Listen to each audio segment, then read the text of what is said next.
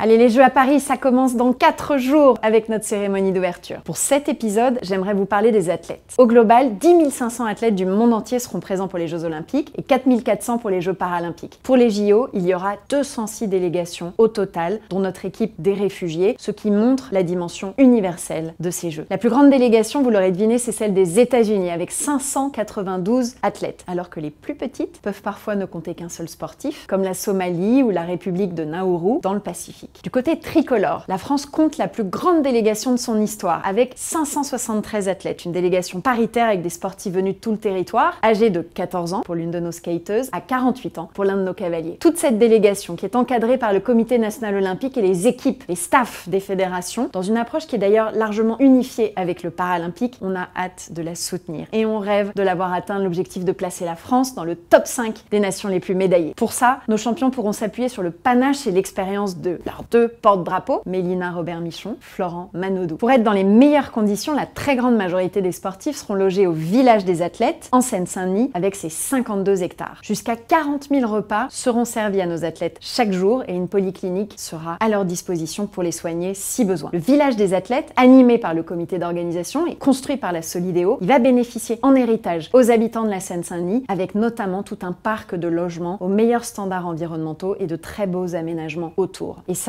c'est déjà une des plus belles histoires des Jeux. À demain pour la suite de la série.